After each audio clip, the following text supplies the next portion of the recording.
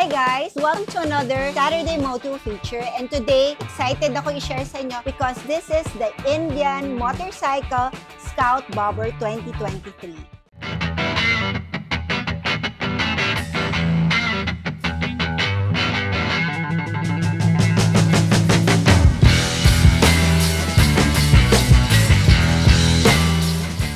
Guys, this is the Indian Scout Bobber 2023 model. So ano bang pinagkaiba ng Indian cruiser bikes compared to the other cruiser bikes? Well, dated before, just to give you a little bit of history, 1901, sila ang pinaka-first American motorcycle company that put up on manufactured bikes for America. That is the Indian Motorcycle Company. So, kung sasabihin natin credibility, hindi na tayo magtataka kasi until now, which is 2023, eh nandito pa rin sila. But compared to the other companies, their growth is parang slow but still in the market. And I can see that ito kasi bihira natin makikita sa daan kasi hindi ata na-discover ng marami na napakaganda ng bike nito. First, handling itself, ang suabe. This is a mixture of the old classic bobber look style and yet giving you that comfort of the modern features of the bike. But ang kinaganda nito pa rin, yung forma niya, ni-retain nila yung classic look. This one is the Scout Bobber. If you will check out my page and my YouTube channel, you will see doon yung mga previous mga moto feature ko about the Super Chief and Chief Limited Edition ng Indian motorcycles. Both are very nice bikes and yun yung mas malalaki compared dito. So this one, parang entry level ng Indian motorcycle, itong Indian Scout Bobber. Very aggressive ang forma niya kasi the look pa lang itself is parang cruiser type but aggressive form. So you can see my angle, naka-forward control po talagang ating mga sitting riding position dito. And of course, the handlebars are quite aggressive look. Though, ito, sasabihin ng iba masakit sa likod or something. Well, actually, yeah, pagka mga long ride. Pero if you're the type of person na are used to riding bikes that are aggressive, I think sanay na kayo. Kasi ako, adventure rider ako, so sanay akong ganito riding position. So my body was already adapted to that riding position. Pero, ang kagandahan nito, Indian bikes have their handlebars na pwede niyong palitan na lang taasan para mas more comfortable for you. So let's talk about the specs of this awesome cruiser bike. First, it's an 1133cc displacement. Powerful na yung bike itself. It has 100 horsepower and 98 Nm torque. So with it pa lang, makikita nyo yung takbo pa lang ng makina when I ride it. Malakas ang power niya, kaya niyang bumanat. Hindi kinaya ng katawan ni Inday Rider kasi nga lang sa sobrang hangin, hindi ko kayang patakboy ng sobrang bilis. Pero I can feel that the engine can give more pa talaga. I felt the modern comfort of the engine dito sa bike na to, pero I still felt the classic low cruiser type feel naman niya. So, ang ganda, both mixture. Kasi nowadays, when you do the old classic bikes kasi, ang downside lang nun is matigas ang clutch, o kaya ang hirap-hirap, ang bigat-bigat ng bike. Well, with this one, Indian Motorcycle gave you the classic look pa rin, pero binigyan ka na ng comfort in riding. That's why they gave you the modern features itself. Pero sinimplihan pa rin nila para hindi siya magbuka talagang sobrang modern and ma-retain nila yung classic look bobber type na to. This one, ang ganda because it's a V-twin din and it's a liquid cooled cooling system. Madalas kasi pagka ganitong kalalaking mga motor, nirereklamo natin na init siya. Pero this one, naramdaman ko, may init siya pagka sobrang traffic, naka-standstill. Pero pagka ano naman siya, hindi ko na naramdaman, wala na ako naramdaman init during standstill lang na matagal. It's because liquid cooled na rin siya at maganda yung air cooling system niya. Kung makikita nyo dyan sa radiator part niya, it has a big fan na talagang nagpapakool ng buong makina ng bike. What I love also is the shifting. Most of the bikes na ngayon na mabibili, ang hirap hanapin kapain yung neutral.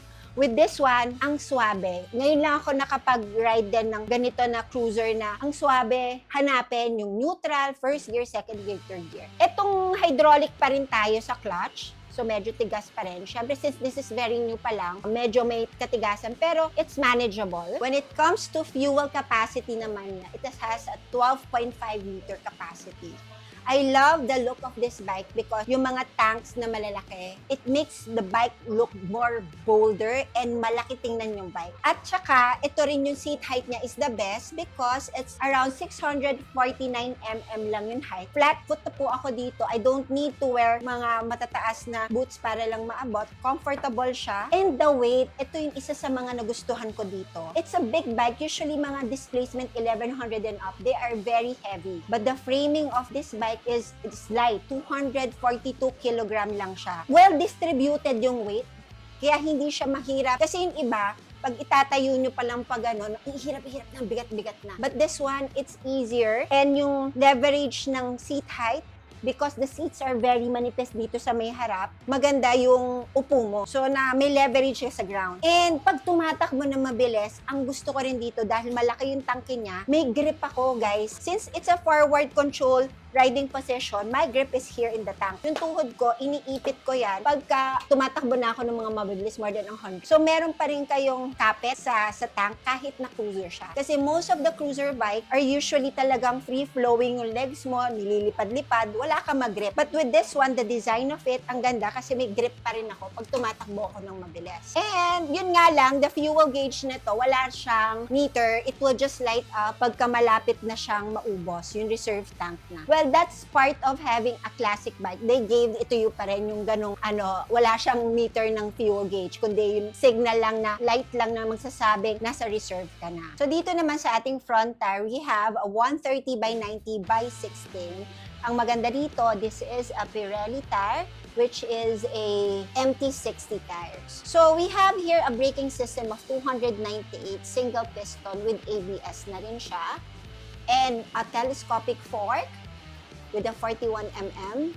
And ito, ang nagustuhan ko dito yung design ng kanyang radiator, yung sa harap, ang cool tingnan. Diba? Parang dinisign, usually kasi ang boring tingnan ng mga radiator Pero with this one, I like how they designed it. And at the back of it is the fan that I'm telling you na nakakatagdag sa cooling system niya. Kaya hindi siya mainit actually. So, here we have what we call the V-twin engine. Makikita nyo yung pagka-V niya, kasi kaya siya tinawag na V. So, what I like about this is yung mga simple designs niya na ganyang yan. Tapos, simpleng ganyan. It adds the classic look of the bike. And if you will see, ito yung kanya sa rear brake, foldable ang ating foot peg. So, kung sakaling malaglag man siya, hindi siya mababali. It will easily just fold. And the one of the best look of this one is the dual exhaust. Ayan, nakita naman yun, yung exhaust pa lang. Ang gwapo na. So here at the back, our rear tire is Pirelli for an MT60 with a size of 150 by 80 by 60. With a single disc, 298 disc brake, and of course with ABS. Dito sa likod, you'll see a dual shock suspension. Matagtag ba siya or ano. Actually, lahat naman ng cruiser matagtag kasi you have mababa ang upuan ninyo. So, it will only depend na lang sa inyong suspension kung maganda yung klase ng suspension ng cruiser bike nyo. But with this one, dinaan ko siya sa may kasile, sa may dimension. Dinaan ko sa mga lubak-lubak. So far, okay naman ang suspension. And of course, we have this all LED tail light, turn signal, headlamp, all LED na yan. And ito rin, makikita nyo yung design, kalahati lang. So, expect nyo na lang din madumi ang likod niya. Kasi nga bobber type All bobber types are usually maikli lang talaga yun. So, ito rin, with the plate din, kasama na rin to. These are all stock design. So, ito guys, when you turn it on, palapit sa yung on niya. So, let me show you the handlebar. So, here we have the bright and low light. Turn signals, which is all self-canceling. Your horn. And ito yung pang-mode niya. So, when you press that mode, nagbabago siya ng trip. So, you have a gear indicator that's neutral. And you have the RPM. So, this one is the time. So, it's in military.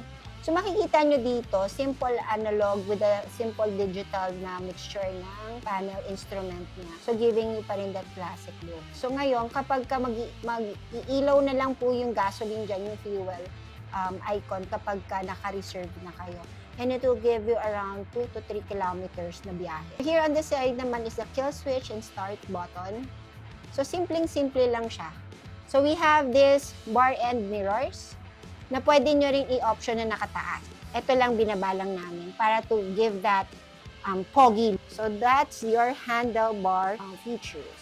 Here naman is your gas tank. So this is how you open it. So bubuksan nyo lang, magpa-pop na yan. Yan. Diba? Makikita nyo kung puno o hindi. Tapos, if you want to close it, just press it down. Yun, naglalak na yan. Tapos yun na yan.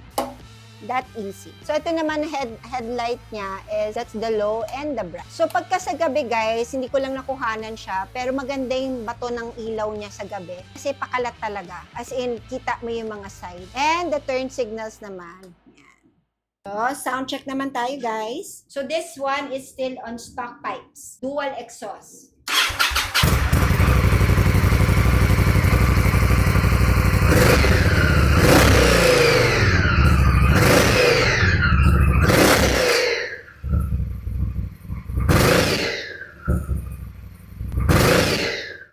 Guys, when you start it on, you have to let it muna, syempre, magpainit kasi you have to give time also for the fans to really move. And when you turn it off, mafe-feel nyo na yung fans din, na may delay siya ng konti para mag-stop. So overall, with this Indian Scout Bobber 2023 with the ABS model, the SRP is around 999,000. So if you have any other inquiries, just follow us at New Nemark at N Lifestyle Store, and we will gladly entertain your questions and inquiries. And of course, if you would want to have a test ride of this bike and experience it for yourself, just do message us and we'll be glad to help you. So ako guys, I love this bike. Ako yung modern, mahilig ako sa cruiser, pero I felt that it's more practical to buy the modern cruiser bikes because I had a previous classic ones. Medyo magastos din siya talaga. Kasi once that you buy a classic, which is usually a carb, magastos sa maintenance. But with this one, I felt that it's more practical for me to have a cruiser bike like this. Kasi alam nyo naman po si Indecam, alis lang yan, balik, alis, balik. So parang in a sense, reliable talaga yung bike for me. I've been riding it everywhere here in Tagaytay, uphill, downhill, twisties. I love the bike. They have a bigger version of the Indian bikes, which are the Super Chief din, na mas chill siya at mas malaki din yun. Pero with this one, the entry, I love it. Really can go places. Kahit na lubak-lubak pa yan, kayang-kaya. So, yun guys. So, this is another good moto feature bike for me. I can really recommend the Indian Scout Bobber. Hopefully, I'll have mine soon. In my dreams again. One of my bucket lists, the Indian bike. And of course, I love the uniqueness of having an Indian bike. So ayan guys, if you have any comments, suggestions, or whatever questions, just put it down in the comment section. So ayan guys, this is another Saturday Moto Feature. Thank you once again for watching, and always paalala ni Inday Rider, alam niyo yan, mag-subscribe din na kayo. Don't forget to subscribe and like and follow us para lagi kang updated. And of course, think safe and ride safe. Bye guys!